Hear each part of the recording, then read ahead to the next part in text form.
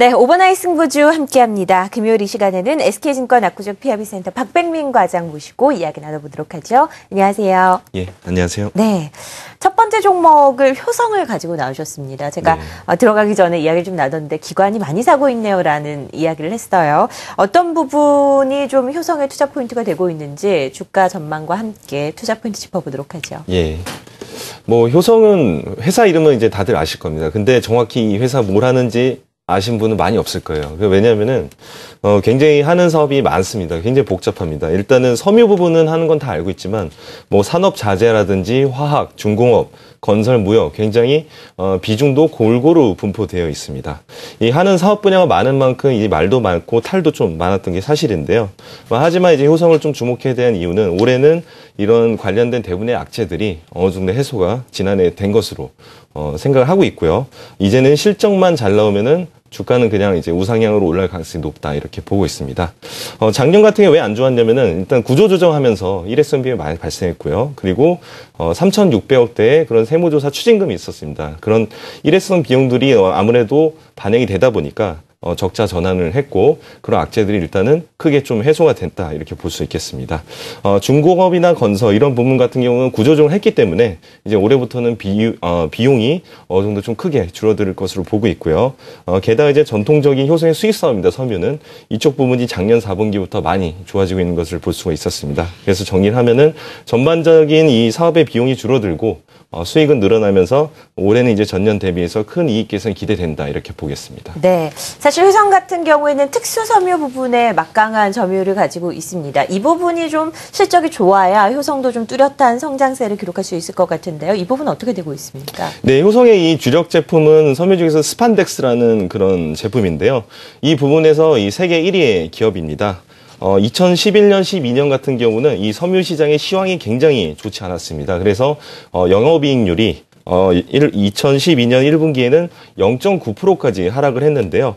하지만 이 스판덱스가 중국에서 수요가 작년부터 살아나기 시작했습니다. 그러면서 작년 4분기에는 영업이익률이 무려 14.6%까지 상승을 했습니다. 이 영업이익률도 늘어났는데 작년 9월에 베트남 공장을 또 증설을 했습니다. 그리고 올해 2분기에는 이제 또 추가적으로 증설이 들어가기 때문에 이런 어떤 비용 효율 개선뿐만 아니라 양적인 성장 효과까지 누릴 것으로 전망하고 있습니다. 판매가 증가됐기 때문에 수요가 늘어나고 또 가격도 따라서 오르고 최근에 원료 가격 자체도 또 하락을 했습니다. 그래서 마진율이 높아진 그런 부분도 있습니다. 그래서 따라서 올해는 이제 이익성이 많이 좋아질 것으로 예상하고 있습니다. 네. 효성 같은 경우에는 이번 주 초반에 움직임이 굉장히 좋았습니다만 후반 들어서 시장 움직임과 같이 가는 움직임이 나타나고 있는데요. 어떤 매매 전략 세워야 될까요? 예, 일단은 이 주가가 악재를 이미 작년에 많이 반영을 했습니다. 네. 그리고 올해는 말씀드린 것처럼 실적이 개선될 전망이기 때문에 주가는 저는 우상향할 것으로 일단 보고 있고요. 지금 현재 주가가 그러면 이제 가치 대비해서 비싼 양을 봐야 되는데 올해 이제 예상 실적 대비해서는 퍼 9배 이하 수준입니다. 그래서 따라서 현재 가격에서 10% 정도로 상승 목표치를 정하면 될 것 같고요. 수급이 일단은 굉장히 좋기 때문에 오늘 같은 눌림목에서는 매수가 가능하다 이렇게 보고 있습니다. 따라서 지금 15일선을 맞고 좀 반등이 나오고 있는데요. 매수가는 현재 가격 부근에서 74,000원, 목표가는 10% 업을 해서 81,000원, 손절가는 7만 정도로 한번 잡아보겠습니다. 네, 효성의 매매 전략까지 확인을 해봤습니다.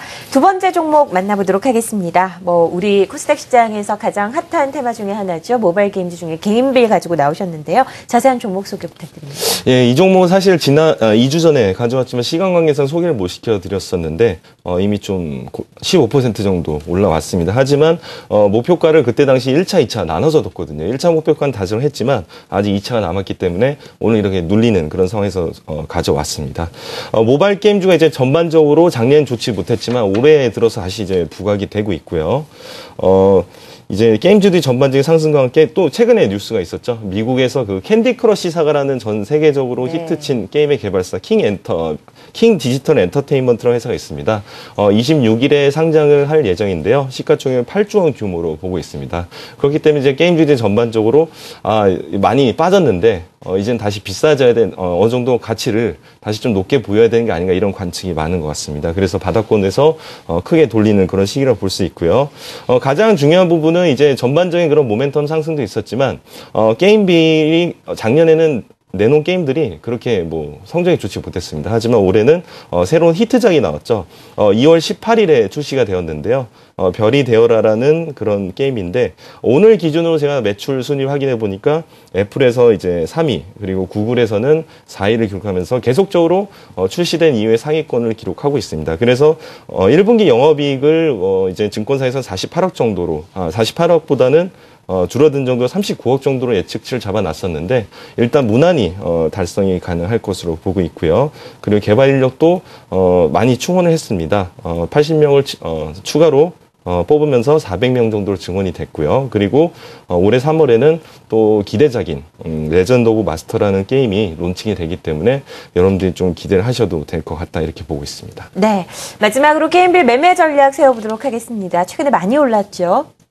예, 이제 썬데이 토즈를 이제 네. 굉장히 이제 많이 올랐죠. 썬데이 토즈가 올해 이제 상승률 1위로 알고 있는데 시가총액이 6천억이 넘었습니다. 근데 이제 게임빌 같은 경우는 피처폰 시즌부터 이온 이 모바일 게임의 명가인데 시가총액이 4,400억 정도 됩니다. 제 생각에는 이제 흥행작이 추가로 1개, 2개 더 나온다면은 충분히 5천억 회복은 가능하다 이렇게 보고 있습니다. 따라서 오늘 좀 눌리긴 했지만요. 일단은 단기적으로 많이 튀었기 때문에 매수가는 보수적으로 63,500원까지 좀 나눠서 네. 분할 매수하는 걸로 하고요. 목표가는 75,000원, 손절가는 6만 원 정도로 잡아보겠습니다. 네, 두 번째 종목 게임빌까지 매매 전략 세워봤습니다. 지금까지 SK증권 압구정 PIB센터 박백민 과장과 함께했습니다. 고맙습니다.